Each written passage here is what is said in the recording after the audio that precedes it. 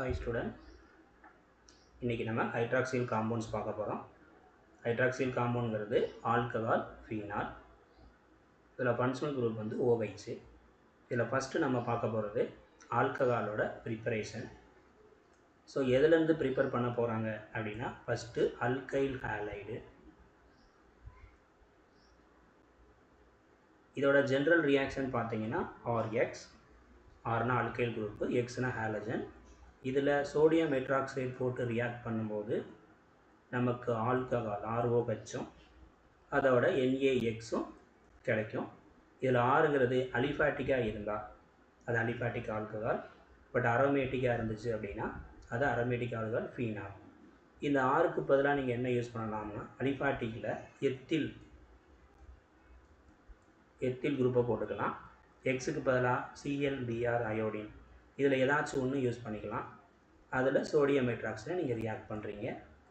இதில் Na+ ஆகும், OH- ஆகும், சோடியம் ஹைட்ராக்சைடு செப்பரேட் ஆகும். OH- ஒரு நியூக்ளியோஃபைலாக ஆக்ட் ஆகும். இது என்ன பண்ணும் அப்படின்னா Cl எங்கே ஜாயிண்ட் ஆகிருக்கோ அந்த கார்பனை அட்டாக் பண்ணிவிட்டு இந்த Clஐ அப்படியே வெளியில் அனுப்பிடும். இப்போ நமக்கு என்ன ப்ராடக்ட் கிடைக்குது அப்படின்னு பார்த்தீங்கன்னா CH3CH2OH ப்ளஸ் NaCl. இந்த ரியாக்ஷன் ஒரு SN2 ரியாக்ஷன். இதை SN2 ரியாக்ஷன் ஏன் சொல்கிறோம் அப்படிங்கிறத இப்போ நீங்கள் பார்க்க போகிறீங்க. ஸோ ஒரு எத்தில் குளோரைடை எடுத்துக்கிறோம். அந்த எத்தில் குளோரைடில் குளோரின் தான் ஃபங்க்ஷன் குரூப்பு. அதுக்கு நியரஸ்டாக இருக்கக்கூடிய கார்பன் ஆல்ஃபா, அடுத்த கார்பன் பீட்டா. இந்த ஆல்ஃபா கார்பனில் 2 ஹைட்ரஜன் இருந்துச்சுன்னா இது பிரைமரி. ஸோ ஒரே ஒரு ஹைட்ரஜன் இருந்தால் செகண்டரி, ஒன்றுமே இல்லை அப்படின்னா டெர்சரி. இது நம்ம ஆல்ரெடி பார்த்துருக்கோம். SN2க்கு என்ன கண்டிஷன் அப்படின்னு பார்த்தீங்கன்னா உங்களுடைய ரியாக்டன் பிரைமரியாக இருக்கணும், சால்வன் நான் போலாராக இருக்கணும். SN2க்கு என்னென்ன கண்டிஷன் அப்படிங்கிறத இப்போ நம்ம பார்க்க போகிறோம். SN2 ரியாக்ஷன் நடக்கணும்னா நம்மளுடைய ரியாக்டன் பிரைமரியாக இருக்கணும், யூஸ் பண்ணக்கூடிய சால்வன் நான் போலாராக இருக்கணும், பட் நியூக்ளியோஃபைல் பார்த்தீங்கன்னா ஸ்ட்ராங்காக இருக்கணும். இதில் சிங்கிள் ஸ்டெப்பில் தான் இந்த ரியாக்ஷன்ஸ் நடக்கும். பேக் சைடு தான் அட்டாக் நடக்கும். ஏன் இந்த கண்டிஷன்ஸ் தான் இருக்கும் மேக்ஸிமம். மெயினாக நீங்கள் பார்க்குறது ரியாக்டன், நெக்ஸ்ட்டு நியூக்ளியோஃபைல், அடுத்து சால்வன். ஓகேவா? ஏன் வந்து பேக் சைடில் அட்டாக் நடக்குது அப்படின்னா வரக்கூடிய OH- எலக்ட்ரான் ரிச்சாக தான் வருது. அங்கே இருக்கக்கூடிய குளோரினும் ஆல்ரெடி எலக்ட்ரான் ரிச்சாக இருக்குது. மைனஸ் என்ன பண்ணும்னா ஃப்ரண்ட் சைடு அட்டாக் பண்ணும்போது ரிப்பல் பண்ணும். அதனால் ஃப்ரண்ட் சைடில் அட்டாக் பண்ண முடியாது. ஸோ டைரெக்டாக போய் எந்த பக்கம் தான் அட்டாக் பண்ணோம்னா பேக் சைடில் தான் அட்டாக் பண்ணோம். அதனால தான் அந்த ரியாக்ஷனை நம்ம SN2 அப்படின்னு சொல்கிறோம். இப்போ எப்படிங்கிறத நம்ம தெளிவாக எழுதிக்கிறோம். CH3 இப்படி எழுத வேண்டாம், இந்த பாருங்கள். ஸோ கார்பன், அந்த கார்பனில் 2 ஹைட்ரஜன் இருக்குது, ஒரு மெத்தில் குரூப் இருக்குது. ஸோ நான் மெத்தில் குரூப்பை மேலே போட்டுட்டேன், கீழே 2 ஹைட்ரஜனை போட்டுட்டேன். இந்த சைடில் Cl குரூப் இருக்குது. இப்போ நீங்கள் NaOH போடும்போது அதுலேருந்து OH- வந்திருக்கும். இப்போ இந்த OH- ஃப்ரண்ட் சைடில் போகுது அப்படின்னா இதுவும் ஆல்ரெடி மைனஸாக இருக்கும். ஸோ மைனஸ் ரிப்பல்சன் வர்றதுனால ஃப்ரண்ட் சைடு அட்டாக் நடக்காது. ஸோ அப்போது கண்டிப்பாக பேக் சைடில் போய் தான் அட்டாக் நடக்கும். உடனே இந்த Cl ஈஸியாக லீவ் ஆகி வெளியில் போயிடும். அப்போ நமக்கு என்ன கிடைக்கிது பாருங்கள். CH3 அப்படியே இருக்கும், ஹைட்ரஜன் மாற போகிறது இல்லை. ஏற்கனவே Cl இருந்த இடத்துல OH வராமல் அதுக்கு ஆப்போசிட்டாக வரும். ஸோ இந்த கான்ஃபிகரேஷனை தான் என்னென்னு சொல்லுவாங்கன்னா இன்வர்ஷன் கான்ஃபிகரேஷன் அப்படின்னு சொல்லுவாங்க. இதை மேக்ஸிமம் நீங்கள் +1 படிச்சிருப்பீங்க, இல்லை ஸ்டீரியோ கெமிஸ்ட்ரிங்கிற லெசனில் படிச்சிருப்பீங்க. இவ்வளோ தான் SN2 மெக்கானிசம், வேறு ஒன்றும் இல்லை. ஸோ இப்போ அட்டாக் ஃப்ரண்ட் சைடு நடக்காது. மெயினாக கவனிங்க, ரியாக்டன் ப்ரைமரியாக இருக்கணும், சால்வன் நான் போலாராக இருக்கணும், நியூக்ளியோஃபைல் ஸ்ட்ராங்காக இருக்கணும். அப்படி இருந்தால் கண்டிப்பாக நடக்கக்கூடிய ரியாக்ஷன் SN2. அவ்வளோதான். இதை வச்சு நீங்கள் ஈஸியாக என்ன பண்ணிடலாம் அப்படின்னா SN2 மெக்கானிசத்தை அழகாக புரிஞ்சுக்கலாம். இதான் ஃபஸ்ட்டு ப்ரிப்ரேஷன் ஆஃப் ஆல்கஹால். இப்போ ஆல்கஹாலில் செகண்ட் ப்ரிப்ரேஷன்ஸ் அடுத்து பார்க்க போகிறோம். செகண்ட் ப்ரிப்பரேஷன் அவங்க என்ன பண்ணியிருப்பாங்கன்னா மேக்ஸிமம் கிரிக்னாட் ரியேஜன்ட்லேருந்து போட்டிருப்பாங்க. கிரிக்னாட் ரியேஜன்ட் அப்படின்னாலே நமக்கு ஜென்ரலாக ஃப்ரம் கிரிக்னாட் ரியேஜன்ட் ஆல்கஹால் ப்ரிப்பரேஷன் தான். அது எதுலேருந்து பண்ண போகிறோம்? கிரிக்னாட் ரியேஜன்ட்லேருந்து பண்ண போகிறோம். அதோட ஜென்ரல் ஃபார்முலா பார்த்தீங்கன்னா RNGX.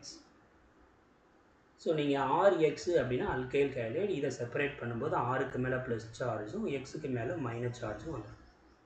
ஸோ ஆனால் கிரிக்னாட் ரியேஜனில் இருக்கக்கூடிய இதை செப்பரேட் பண்ணும்போது, டிசோசியேட் பண்ணும்போது ஆருக்கு மேலே மைனஸும் MgX வந்து ப்ளஸ் சார்ஜாகவும் போகும். இப்போ இந்த R minus nucleophile as well as பேஸாக ஆக்ட் ஆகும். மெயினாக நியூக்ளியோஃபைலாக ஆக்ட் ஆகும். இதை யூஸ் பண்ணி தான் இப்போ நம்ம என்ன பண்ண போகிறோம் அப்படின்னா ஆல்கஹால் ப்ரிப்பரேஷன் பண்ண போகிறோம். ஸோ அப்போ நம்ம கிரிக்னாட் ரியேஜெண்ட்டை யூஸ் பண்ணி ஆல்கஹால் ப்ரிப்பேர் பண்ணுறதுல ஃபஸ்ட் நம்ம என்ன எடுத்துக்க போகிறோம்னா ஒரு கார்பனைல் காம்பவுண்ட் எடுத்துக்க போகிறோம். அப்போ அந்த கார்பனைல் காம்பவுண்டுக்கு எக்ஸாம்பிள் ஃபஸ்ட்டு நம்ம எடுக்கக்கூடியது ஃபார்மால்டிஹைட். CHOங்கிறது ஆல்டிஹைடோட ஃபங்க்ஷன் குரூப்பு. ஹைட்ரஜன் மட்டும் ஜாயிண்ட் ஆகிருந்தால் இதோட நேம் வந்து ஃபார்மால்டிஹைட். இந்த ஃபார்மால்டிஹைடோட கிரிக்னாட் ரியேஜெண்ட் போட போகிறோம். அதில் ஆருக்கு பதிலாக நான் எத்தில் போட்டுக்கிறேன். MgXக்கு பதிலாக மேக்ஸிமம் புரோமின் யூஸ் பண்ணிக்கலாம், குளோரின் யூஸ் பண்ணிக்கலாம், அயோடின் யூஸ் பண்ணிக்கலாம். இதில் சால்வெண்ட் அப்படின்னு பார்த்தீங்கன்னா ட்ரை ஈத்தர் யூஸ் பண்ணியிருக்கணும். ஸோ எப்பவும் போல் CH3 minus and MgBr plus. மைனஸாக இருக்கிறது நியூக்ளியோஃபைல் ஆக்ட் ஆகும். ஸோ அப்படியே என்ன பண்ணும் அப்படின்னா எங்கே எலக்ட்ரான் டென்சிட்டி கம்மியாக இருக்கோ அங்கே போய் அட்டாக்.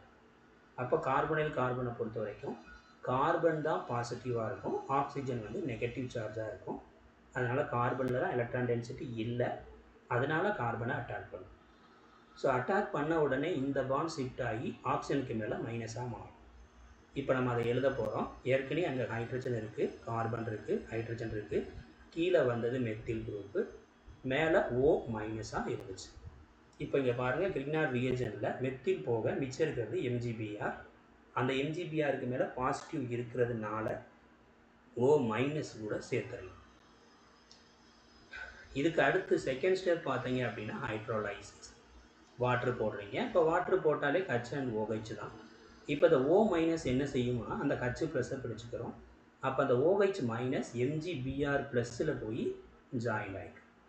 இப்போ நமக்கு என்ன ப்ராடக்ட் கிடைக்குது பாருங்கள், CH3, அடுத்து கார்பனில் 2 ஹைட்ரஜன் இருக்குது, CH2, அடுத்து ஒரு OH ப்ளஸ் Mg, அதில் Br வந்துடுது, நெக்ஸ்ட்டு OH குரூப் வந்துடுது. இப்போ நமக்கு கிடைச்ச ஆல்கஹாலை பாருங்கள், இதான் ஃபங்க்ஷனல் குரூப், இது ஆல்ஃபா கார்பன், இது பீட்டா கார்பன். ஆல்ஃபா கார்பனில் 2 ஹைட்ரஜன் இருந்தால் நம்ம பிரைமரின்னு சொல்லியிருக்கோம். அப்போ இப்போ நமக்கு கிடைக்கக்கூடிய ஆல்கஹால் பிரைமரி ஆல்கஹால். அப்போ ஃபார்மால்டிஹைடோட கிரிக்னாட் ரியேஜெண்ட் போட்டோம்னா நமக்கு கண்டிப்பாக பிரைமரி ஆல்கஹால் தான் கிடைக்கும். இந்த CH3க்கு பதிலாக நீங்கள் C6H5 போட்டால் அப்போவும் பிரைமரி தான், பட் CH3க்குனா C6H5 கிடைக்கும். அவ்வளோதான். ஃபார்மால்டிஹைடுக்கு அடுத்து நம்ம என்ன பார்க்க போகிறோம்னா அசிட்டால்டிஹைடு. அந்த அசிட்டால்டிஹைட்லையும் அதே மாதிரியே கிரிக்னாட் ரியேஜெண்ட்டை போடணும். அதில் நீங்கள் என்ன யூஸ் பண்ணிக்கோங்க அப்படின்னா ட்ரை ஈத்தர் தான், சால்வன் மாறக்கூடாது. ஸோ இப்போவும் அதே மாதிரியா மைனஸ் அண்ட் ப்ளஸ். ஸோ அப்போ அந்த மைனஸ் எப்பவும் போல் கார்பனை அட்டாக் பண்ணும், O மைனஸாக மாறிடும். அப்போ CH3, C மேலே O மைனஸ், கீழே வந்தது CH3, ஆல்ரெடி அங்கே இருக்கக்கூடியது ஒரு ஹைட்ரஜன். இப்போ மைனஸில் MgBr நம்ம ஆட் பண்ணிக்கலாம், ஏன்னா MgBrக்கு மேலே பாசிட்டிவ் சார்ஜ் இருக்குது. Next step hydrolysis. இந்த O மைனஸ் போய் H ப்ளஸை பிடிச்சிக்கிறோம், OH மைனஸ் MgBரோடு ஜாயின் ஆகிடும். இப்போ நமக்கு என்ன ஆல்கஹால் கிடைக்குதுன்னு பாருங்கள், CH3 ஒரு கார்பன், அதுலேயும் ஒரு CH3 வந்துடுது, ஒரு ஹைட்ரஜன் இருக்குது, மேலே OH. ஸோ இது ஃபங்க்ஷனல் குரூப்பு. அப்போ இந்த ஃபங்க்ஷனல் குரூப் எந்த கார்பனில் ஜாயிண்ட் ஆகிருக்கோ அதுதான் ஆல்ஃபா கார்பன், ஒரே ஒரு ஹைட்ரஜன் இருக்குது. ஸோ அதனால் இது செகண்டரி ஆல்கஹால். ஸோ அப்போ செகண்ட் பார்த்தீங்க அப்படின்னா அசிட்டால்டிஹைடோட நம்ம கிரிக்னாட் ரியேஜெண்ட் போட்டோம்னா நமக்கு கிடைக்கிறது செகண்டரி ஆல்கஹால். ஸோ நல்லா பார்த்து வச்சுக்கோங்க. இப்போ அதுக்கு அடுத்து பார்த்தீங்க அப்படின்னா அசிட்டோன் எடுத்துப்போம். CH3C double bond O CH3 plus அதே கிரிக்னாட் ரியேஜெண்ட் MgBr. அங்கே நீங்கள் என்ன மெக்கானிசம் போட்டிங்களோ அதே மெக்கானிசம் தான், மெக்கானிசம் மாறவே மாறாது. CH3 மைனஸ் கொண்டு போய் அட்டாக் பண்ணுங்கள், O மைனஸ்.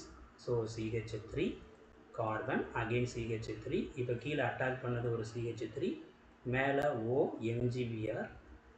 ஏன்னா O மைனஸாக இருக்கும், MgBr ப்ளஸ்ஸாக இருக்கும், அதனால தான் நான் ஆட் பண்ணியிருக்கேன். அடுத்து HOH, இந்த O மைனஸ் போய் H ப்ளஸ்ஸை பிடிக்கும், OH மைனஸ் MgBr ஓட ஜாயிண்ட் ஆயிரும்.